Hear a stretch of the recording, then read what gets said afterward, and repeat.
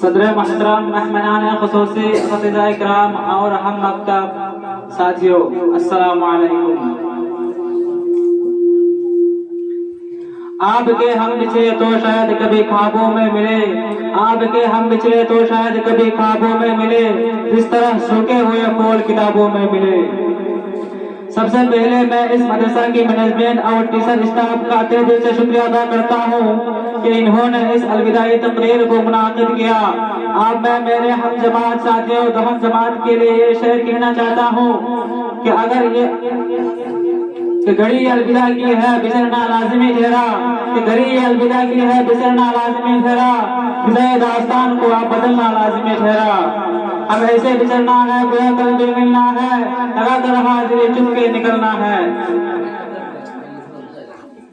آپ میں اپنے اساتذہ سے مخاطب ہوتا ہوں کہ جنہوں نے بہت ہی محنت اور مشقت کے ساتھ تعلیم دی ہے اور ہمارے کردار سازی کی، جس طرح ہر ایک استاد نے اپنے مضمون کو بڑی دل جمی کے ساتھ مکمل کیا اور ہمارے ذہنوں میں اتار دیا۔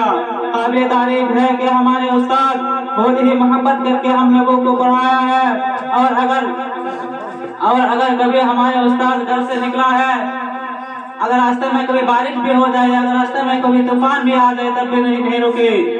کہ ہمارے استاد کے دل میں یہ تھا کہ ہم لوگوں کو طلبا کو تعلیم سکھانا ہے۔ قابل تعریف ہے کہ ہم دعا کرتے ہیں اللہ تعالیٰ سے کہ ہمارے اساتذہ کو اور زیادہ بلندیوں سے نوازے، اور اس ادارے کے لیے بھی دعا کرتے ہیں کہ اللہ تعالیٰ اس ادارے کو دن دگنی رات سگنی ترقی نصیب فرمائے۔ اور میرے نام جماعت کا بھی بہت شکریہ ادا کرتے ہیں کہ آپ لوگ ہمارے ساتھ بہت ہی اچھا برتاؤ کیے ہیں۔ اگر ہمارے ہفتہ والے سماج کی طرف سے آپ لوگوں کو کچھ لفظ بولنے یا کچھ کرنے میں غلطی ہوا ہے تو ہم آپ لوگوں سے معافی چاہتا ہے۔ اگر ہمارے استاد سے بھی معافی مانگتے ہیں کہ ہم لوگوں کی طرف سے آپ کو کوئی لفظ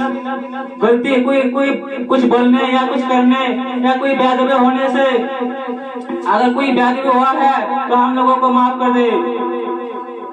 میں آخر میں اپنے ایک شاعر کے ذریعے سے اپنی بات کو مکمل کرنا چاہتا ہوں کہ